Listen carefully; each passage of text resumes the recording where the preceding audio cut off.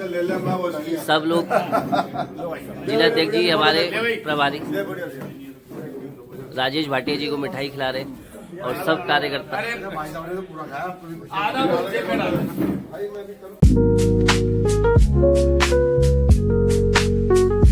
तो हेलो दोस्तों, कैसे हैं आप सब। अभी जा रहे हैं पार्टी ऑफिस क्योंकि बजट पे एक मीटिंग है। आपको चलते हैं वहाँ पे और दिखाते हैं। तो दोस्तों यहाँ पे हम में आ गए हैं। पूरी एक बजट की मीटिंग चल रही है। यहाँ सारे लोग बैठे हुए हैं और यहाँ पे पूरी बजट सत्र होगा। पूरा टीवी सेटअप वगैरह सब यहाँ लग चुका है। दोस्तों 1 मिनट में यहाँ पे बजट लाइव होने वाला है। सब लोग बैठ के यहाँ पे बजट सुन रहे हैं हमारे। तो कैसा होता है बजट आपको दिखाएंगे साथ में। और ये बजट सत्र स्टार्ट हो चुका है।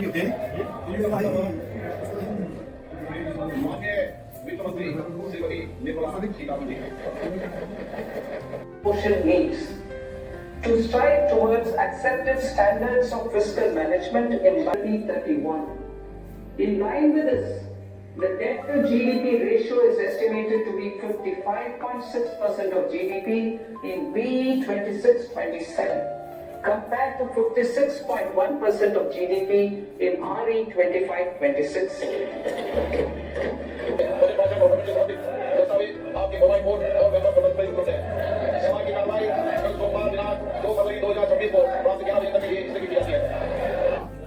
और ये पूरा बजट हमारा खत्म हो चुका है। सब हमारे लोग ऐसी बजट है जिसमें देश की तरक्की निमित्त है। मैं हमारे बीच हमारे जिला अध्यक्ष अरविंद गहलोत भी हैं। सारे लोग रविदास जी की जयंती में पुष्पांजलि कर रहे हैं। यहाँ सारे यूनियन बजट 2026 की खुशी में आज हमारे जिले में भाजपा जिला कार्यालय बुलाई हुआ है।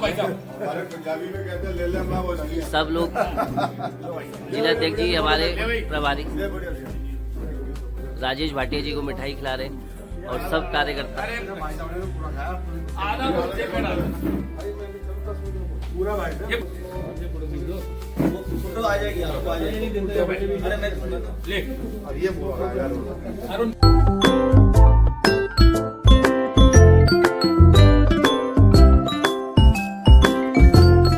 आज हमारे यशस्वी प्रधानमंत्री नरेंद्र मोदी जी के नेतृत्व में, उनके मार्गदर्शन में हमारी लोकप्रिय वित्त मंत्री बहन निर्मला सीतारमण जी ने सबका साथ, सबका विकास, सबका विश्वास, इस जो धारणा मोदी सरकार की रही है, उसके निमित्त आज समाज के सभी वर्गों का ध्यान रखते हुए बहुत ही सुंदर बजट पेश किया है, जिसमें ऐसा कोई भी चीज नहीं छूटी, ऐसा कोई वर्ग नहीं छूटा जो लाभान्वित ना हो रहा हो। यही मोदी सरकार का लक्ष्य है और सबका साथ, सबका विकास है। नमस्कार मित्रों, देश के यशस्वी प्रधानमंत्री आदरणीय नरेंद्र मोदी जी के नेतृत्व में पिछले 12 वर्षों से चल रही है सरकार और 9वां बजट प्रस्तुत किया आज निर्मला सीतारमण जी ने। और मुख्य रूप से आज के इस बजट कार्यक्रम में जो आदरणीय निर्मला सीतारमण जी के द्वारा देश की विकास की डोर और तेज गति पर चल सके, इसको लेकर जो बजट प्रस्तुत किया गया और उसके अंदर मुख्य बिंदु यदि हम बात करें तो मुझे ऐसा महसूस हुआ कि आज बजट को सबसे बड़ा फोकस भारत का स्वास्थ्य अच्छा हो, उसकी हेल्थ केयर को लेकर अलग अलग योजनाओं को आगे बढ़ाने की जो भविष्य की योजनाएं हैं उसको लेकर बहुत सारे प्रस्ताव रखे गए। साथ के अंदर भारत स्वस्थ रहे उसका जो दूसरा भाग है खेलो इंडिया, इसको लेकर प्रस्ताव रखा गया। तो ऐसे भारत के स्वास्थ्य को बढ़िया करने के लिए जो हमारी फाइनेंस मिनिस्टर आदरणीय निर्मला सीतारमण जी ने मोदी जी के सपनों को आगे बढ़ाते हुए अपने बजट भाषण को रखा है, तो मुझे लगता है कि आज का बजट सर्व वर्ग के लिए, सभी के लिए सुखदायक और आनंददायक है। बहुत धन्यवाद। आज जो ये बजट आदरणीय प्रधानमंत्री जी के नेतृत्व में हमारी वित्त मंत्री निर्मला सीतारमण जी ने रखा है, जैसा हमारे अध्यक्ष जी ने भी बताया कि ये बजट जो है ये देश के विकास के लिए और समृद्धि के लिए बहुत ही शानदार बजट है। और लगातार हमारी वित्त मंत्री जी ने ये 9वां बजट पेश किया है। ये भी देश का एक सौभाग्य है कि एक महिला होने के कारण भी उन्होंने बड़ा अच्छा बजट जो पेश किया है उसके लिए हम बधाई भी देते हैं और धन्यवाद भी करते हैं। सभी को साधुवाद। और आज बहुत ही अहम दिन रहा कि हमारी वित्त मंत्री निर्मला सीतारमन जी ने बहुत ही खूबसूरत तरीके से और बहुत ही उम्दा एक सभी के लिए सबका साथ सबका विश्वास के साथ एक विकसित भारत को आगे ले जाने के लिए ये बजट को पेश किया है। ये बजट सिर्फ देशवासियों को देखने के लिए नहीं है, हमारे ये बजट पूरे विश्व में एक बहुत ही खूबसूरत एक लैंडमार्क की तरह सामने आता है। और मुझे सभी से ये बात कहनी है कि आप सभी लोग इसको अच्छी तरह से पढ़ें और अपने सेक्टर के अंदर इसको बहुत खूबसूरती के साथ आगे लेकर आए। जय हिंद, जय भारत। जो बजट का है वो बड़ा ही सारगर्भित बजट है और प्रधानमंत्री मोदी जी के नेतृत्व में जिस प्रकार से ये देश तरक्की कर रहा है उसी की ओर एक और बड़ा कदम है। इस बजट में सभी वर्गों का ध्यान रखा गया, विशेष रूप से जो स्वास्थ्य का विषय है उसमें जिस प्रकार से कैंसर की दवाइयाँ, शुगर की दवाइयाँ सस्ती हुई हैं, विकलांग बंधुओं के लिए उपकरण की बात हुई है। और एक और बड़ी बात कि सभी देश के जिला अस्पतालों में आपातकालीन और ट्रॉमा व्यवस्था की तय की गई है। इससे आम जनता को बहुत ही राहत मिलती है। मैं समझता हूँ ये जन उपयोगी बजट है और इस प्रशंसा के लिए इसके लिए हम प्रधानमंत्री मोदी जी और आदरणीय वित्त मंत्री निर्मला सीतारमन जी को बहुत बहुत शुभकामनाएं और बधाई दें। हमारे फाइनेंस मिनिस्टर निर्मला सीतारमन जी ने काफ़ी चीज़ों में छूट दी है। नारियल का उत्पाद पूरे विश्व में सबसे जो ज़्यादा होता है वो हिंदुस्तान की तरफ से होता है, उस पर ग्रेस दिया गया है। आपके समुद्री मार्ग पे काम करने के लिए जो है ग्रेस दिया गया, वो फंड ज़्यादा बढ़ाया गया है।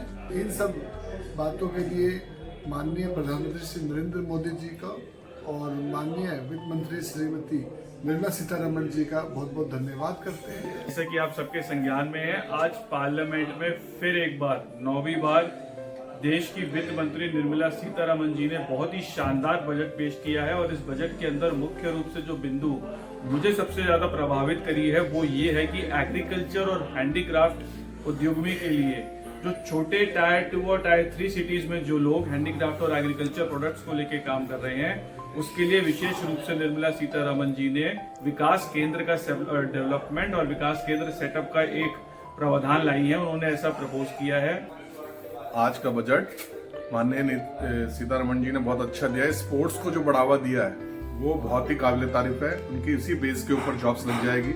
जो बच्चे पहले स्पोर्ट्स खेलते हुए डरते थे तो हमें जॉब्स नहीं मिलेगी, अलग एक्टिविटीज नहीं मिलेगी, हमारा फ्यूचर खराब होगा, अब उनके लिए ये बहुत ही अच्छी बेनिफिट्स ला रही है गवर्नमेंट, जो इन बच्चों को स्पोर्ट्स के बिहार पे कोचेस और अलग अलग जॉब्स मिलती रहेगी। हेल्थ के बारे में ले लें कि 50% जिलों के अंदर, भारत के अंदर जो जिले हैं 50%, उनमें ट्रामा सेंटर खोला जाएगा। ये ट्रामा सेंटर जिंदगी के लिए बहुत जरूरी है कि आदमी का रोड पर एक्सीडेंट होता है या गांवों में देहातों में एक्सीडेंट होते हैं खेतों के अंदर या बिजली के ट्यूबवेल के अंदर, तो उसको ट्रामा सेंटर के अंदर एक अच्छा इलाज मिले।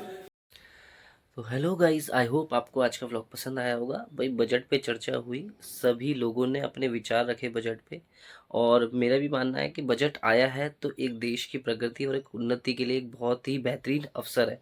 अगर आपको भी बजट के बारे में कोई भी पॉइंट अच्छा लगा हो या बुरा भी लगा हो तो कमेंट ज़रूर करना। आपके कमेंट का मैं रिप्लाई ज़रूर करूँगा, कमेंट पढ़ूंगा ज़रूर।